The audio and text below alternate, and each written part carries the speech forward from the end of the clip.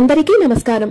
ఈ వీడియోలో నేను వైకుంఠ ఏకాదశి ప్రాముఖ్యత ఏమిటి, అసలు ఎందుకు మనం ఈ వైకుంఠ ఏకాదశి పూజను నిర్వహించుకోవాలి, ఈ రోజున ప్రత్యేకంగా ప్రతి ఒక్కరూ పాటించవలసిన విధి విధానాలు నియమాలు ఏమిటి, దేవాలయానికి వెళ్ళలేని వాళ్ళు ఈ రోజున ఇంట్లోనే ఈ వైకుంఠ ఏకాదశి పూజను నిర్వహించుకొని మోక్షాన్ని ముక్తిని ఎలా పొందవచ్చు, అలాగే వైకుంఠ ఏకాదశికి గల పురాణ గాథ ఏమిటి అన్న పూర్తి విషయాలను ఈ వీడియో ద్వారా తెలుసుకుందాం। మొదటిసారి ఛానల్ ని చూసేవాళ్ళు మా ఛానల్ ని సబ్స్క్రైబ్ చేసి పక్కనే ఉన్న బెల్ ఐకాన్ ని ప్రెస్ చేయండి। దీనివల్ల మీకు రానున్న ఆధ్యాత్మిక వీడియోస్ అన్ని కూడా నోటిఫికేషన్ ద్వారా మీకు అందుతాయి। అలాగే మీరు ఎటువంటి వీడియోని మిస్ కాకుండా చూడగలరు। మా వీడియోస్ మీకు నచ్చినట్లయితే లైక్ చేయండి, షేర్ చేయండి। శాస్త్రాలు చెప్పిన విధంగా కాలంలోనూ శరీరంలోనూ కూడా రెండు విభాగాలుగా ఉన్నాయి। కాలంలో ఉత్తరం పగలు, దక్షిణాన్ని రాత్రిగా విభజించారు। అలాగే మన శరీరంలోని కుడి చెయ్యిని దక్షిణంగాను ఎడమ చెయ్యిని ఉత్తరంగాను సూచించారు। దీనినే దేవతలకు 6 నెలలు పగలు అంటే ఉత్తరాయణంగాను 6 నెలలు దేవతలకు రాత్రి అంటే దక్షిణాయనంగాను చెప్పారు। దక్షిణాయనం వెళుతుండగా చీకటి తొలగి సూర్యుడు అంటే వైకుంఠుడు ముక్తుడు కాగా దేవతలు కూడా చీకటి పోయి వెలుతురుకు వస్తారన్నమాట। అనగా వారి పగలు ప్రారంభమైంది అని అర్థం। ఈ వైకుంఠ ద్వారం అన్నది సూర్యుని ఉత్తరాయణ ప్రవేశ చిహ్నంగా చెప్పుకుంటాము। ముక్కోడి దేవతలు ఈనాడు ఉత్తరమునందు శ్రీ మహావిష్ణువు దర్శించుకొనుటకు వేచి ఉంటారట। అందుచే ప్రాతకాలంలో భక్తులు కూడా ముక్కోటి దేవతలతో కూడి ఉన్న వైకుంఠుణ్ణి ఉత్తర ద్వార దర్శనం చేసుకుని ముక్తి పొందాలి అని భావిస్తారు। అందుకే దీనిని మోక్షక ఏకాదశి అని కూడా అంటారు। ఈ రోజున వైకుంఠ వాకిళ్లు తెరిచి ఉంటాయట। అందుకే శ్రీ మహావిష్ణువు గరుడ వాహనుడై 3 కోట్ల దేవతలతో భూలోకానికి దిగివచ్చి భక్తులకు దర్శనమిస్తాడు। అందుకే దీనిని ముక్కోటి ఏకాదశి అనే పేరు వచ్చింది। ఈ ఒక్క ఏకాదశి 3 కోట్ల ఏకాదశులతో సమానమైన పవిత్రతను సంతరించుకున్నట్లు దీనిని ముక్కోటి ఏకాదశి అంటారని కూడా చెబుతారు పెద్దలు। ముక్కోటి ఏకాదశి నాడే హాలాహలం అమృతం రెండూ కూడా పుట్టాయట।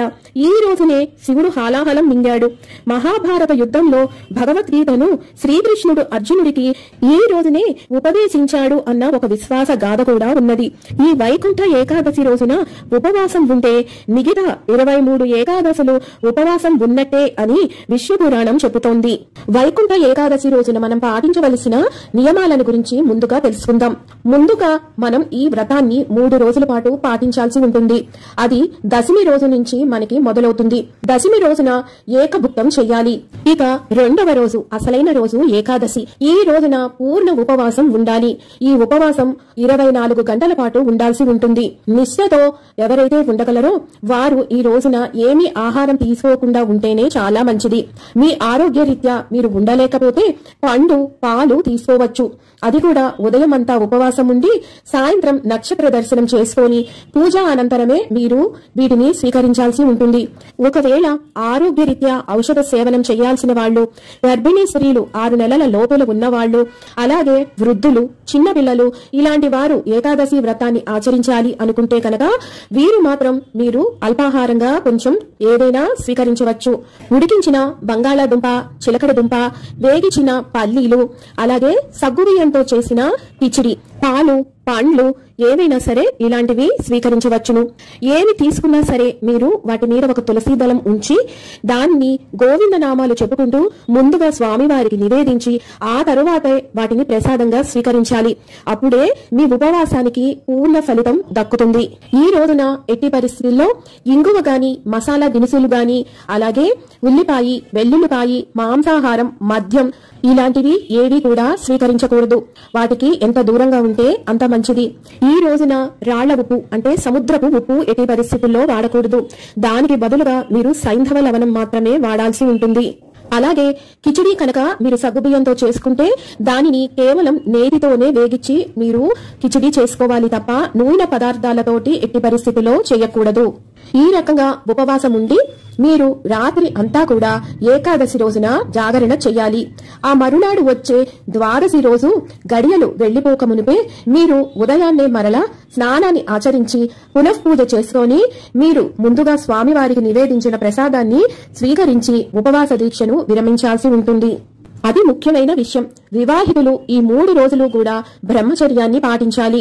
అలాగే మీకు ఆరోగ్యం సహకరిస్తే కనుక మీరు ఏకాదశి, ద్వాదశి అలాగే దశమి ఈ 3 రోజుల్లో కూడా తెల్లవారుజామునే నిద్ర లెగిసి తలారా చన్నీటి స్నానాన్ని ఆచరించాలి. మీకు నది అందుబాటులో ఉంటే నదీ స్నానం చాలా ఉత్తమ ఫలితాన్ని ఇస్తుంది. లేదు ఇంటిలో చేసేవాళ్లు చన్నీటి స్నానాన్ని చేయండి. ఒకవేళ ఆరోగ్యం సహకరించకపోతే గోరువెచ్చని నీటితో మీరు స్నానాన్ని ఆచరిస్తే మంచిది. ఇక ఈ 3 రోజులు కూడా మీరు ఎట్టి పరిస్థితుల్లో వితండవాదాలు చేయటం, ఇతరులను దూషించటం, అబద్ధాలు ఆడటం ఇలాంటివి ఎట్టి పరిస్థితుల్లో చేయకండి. మౌనాన్ని వహించండి. ఒకవేళ మీరు ఆఫీసులకు వెళ్తున్న వాళ్ళు అయితే కనుక మీరు శాంతంతో ఉండండి. ఈ వైకుంఠ ఏకాదశి వ్రతాన్ని ఆచరించాలి అనుకుని కొన్ని పరిస్థితుల వల్ల స్త్రీలు నెలసరి వచ్చి ఆచరించలేకపోతే మీ భర్త ఈ వ్రతాన్ని ఆచరించవచ్చు. అదే ఫలితం ఇరువురికి కూడా దక్కుతుంది.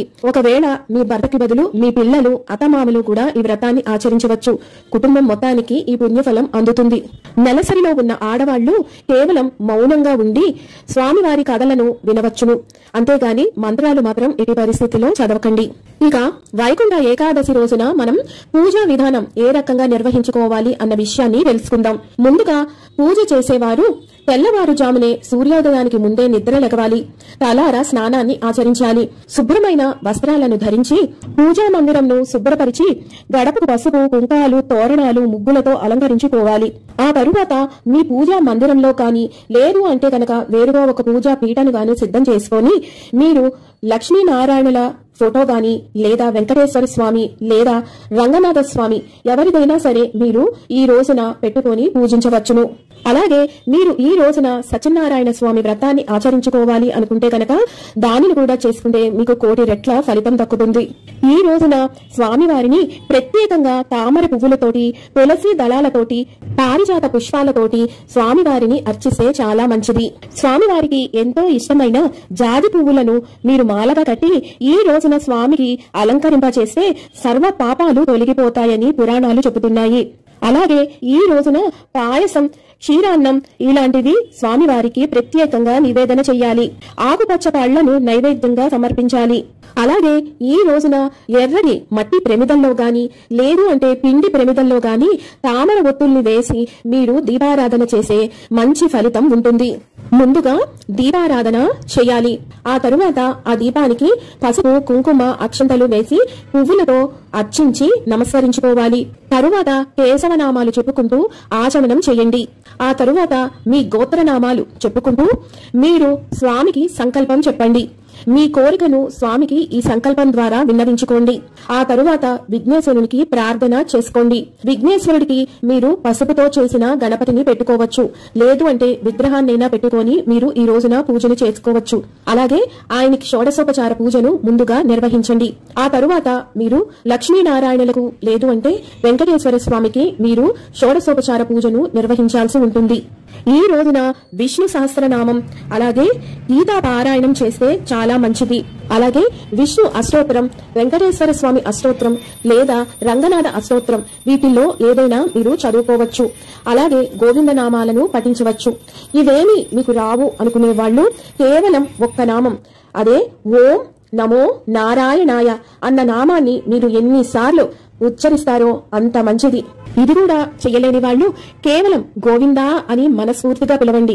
ఆ ఒక్క నామము చాలు ఆయన పాదాలను చేరుకొని వైకుంఠ ప్రాప్తి పొందటానికి. ఆ తరువాత ధూపాన్ని సమర్పించి దీపాన్ని దర్శింపచేయండి.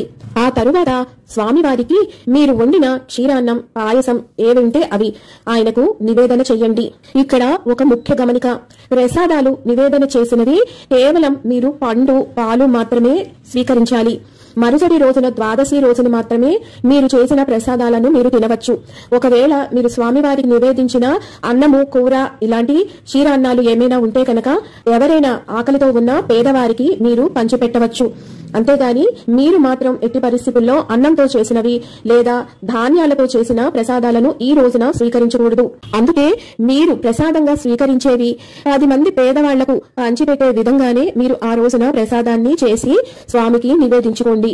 ఒకవేళ సత్యనారాయణ స్వామి వ్రతం కనుక మీరు ఆచరిస్తే మీరు భోజనానికి ఎవరిని మీ బంధుమిత్రులని పిలవకండి.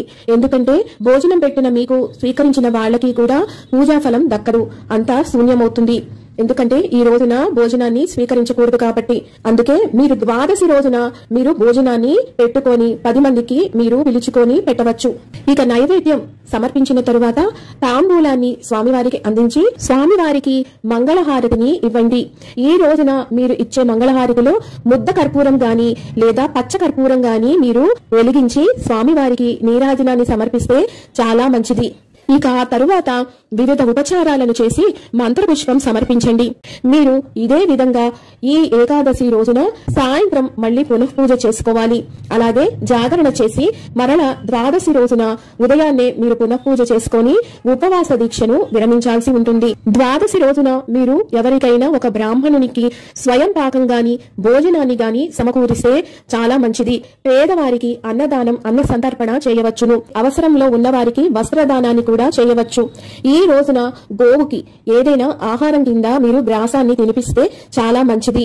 విన్నారు కదా, ముక్కోడి ఏకాదశి లేదా వైకుంఠ ఏకాదశి రోజున మనం ఏ నియమాలను పాటించాలి, ఏ రకంగా పూజను చేసుకోవాలి అన్న పూర్తి విషయాలను మరొక వీడియోతో మళ్ళీ మిమ్మల్ని అందరినీ కలుసుకుంటాను. సెలవు మరి. సర్వం ఈశ్వరార్పణమస్తు. స్వస్తి.